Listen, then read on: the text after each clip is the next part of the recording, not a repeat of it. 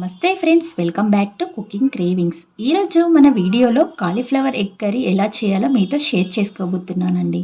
చిన్నపిల్లలైతే చాలా ఇష్టంగా తింటారు. మనం తొందరగా మంచి రుచిగా చేసుకోవచ్చు. ఇలా మసాలా పెట్టి చేస్తే కూర రుచి అదిరిపోతుంది.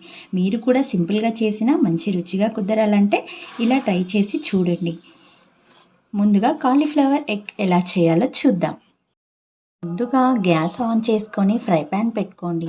దాంట్లోకి 2 గ్లాసుల వరకు వాటర్ని యాడ్ చేసుకొని మనం కట్ చేసుకున్న కాలీఫ్లవర్ ముక్కలని యాడ్ చేసి మూత పెట్టుకొని కొంచెం కాలీఫ్లవర్ ఉడకబట్టే వరకు ఉంచండి. తర్వాత కాలీఫ్లవర్ ఉడకబట్టిన తర్వాత ఒక ప్లేట్లోకి యాడ్ చేసుకొని పక్కన పెట్టుకోండి. ఇప్పుడు స్టవ్ ఆన్ చేసుకొని ఫ్రై ప్యాన్ తీసుకొని 2 స్పూన్ల వరకు ఆయిల్ తీసుకోండి. కొంచెం సాజీరా, 4 దాల్చిన చెక్క యాడ్ చేసుకొని కొంచెం ఫ్రై అయినాక 1 కప్పు వరకు ఆనియన్స్ తీసుకొని బాగా ఫ్రై చేసుకోండి. ఆనియన్స్ బాగా మగ్గే వరకు, ఆనియన్స్ అనేవి బ్రౌన్ కలర్ వచ్చే వరకు బాగా మగ్గనివ్వండి. తర్వాత కొంచెం కరివేపాకు వేసుకొని అదే 1 కప్పు వరకు టమాటాలు చిన్నగా కట్ చేసుకొని వేసుకోండి. టమాటాలు చిన్నగా కట్ చేసుకోవడం వలన తొందరగా మగ్గుతుంది.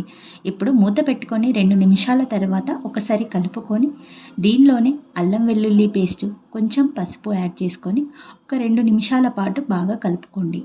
2 నిమిషాల తర్వాత మనం ముందుగా ఉడకబెట్టుకున్న కాలీఫ్లవర్ని తీసుకొని దాంట్లో వేసేయండి. ఒకసారి బాగా మూత పెట్టేసేయండి. 2 నిమిషాల తర్వాత మూత తీసి ఒకసారి బాగా కలుపుకొని మళ్ళీ ఒకసారి 2 నిమిషాల పాటు మగ్గే వరకు మూత పెట్టుకోండి. 2 నిమిషాల తర్వాత మూత తీసి ఒకసారి బాగా కలుపుకొని 1 స్పూన్ వరకు కారం, 1 స్పూన్ ఉప్పు, కొంచెం ధనియాల పొడి యాడ్ చేసి ఒకసారి బాగా మిక్స్ చేసుకొని కలుపుకోండి. తర్వాత మూత పెట్టుకొని ఒక 2 నిమిషాల పాటు మగ్గనివ్వండి. 2 నిమిషాల తర్వాత మూత తీసి నేను ఇక్కడ 3 గుడ్లను తీసుకుంటున్నాను.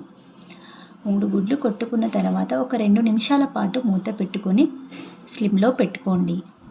తర్వాత మూత తీసి ఒకసారి బాగా మిక్స్ చేసుకొని ఒక 2 నిమిషాల పాటు మూత పెట్టి మగ్గనివ్వండి. తర్వాత 2 నిమిషాల తర్వాత కొంచెం చికెన్ మసాలా, కొంచెం కొత్తిమీర యాడ్ చేసి 2 నిమిషాల పాటు మగ్గనివ్వండి. 2 నిమిషాల తర్వాత పక్కకు తీసుకోండి. ఈ విధంగా ఎప్పుడు చేసినా మంచి రుచిగా కుదరాలంటే బాగా టేస్టీగా, సింపుల్గా, త్వరగా చేసుకోవచ్చు. మీరు ఇలా ట్రై చేసి నాతో కామెంట్లో షేర్ చేసుకోండి. Thanks for watching.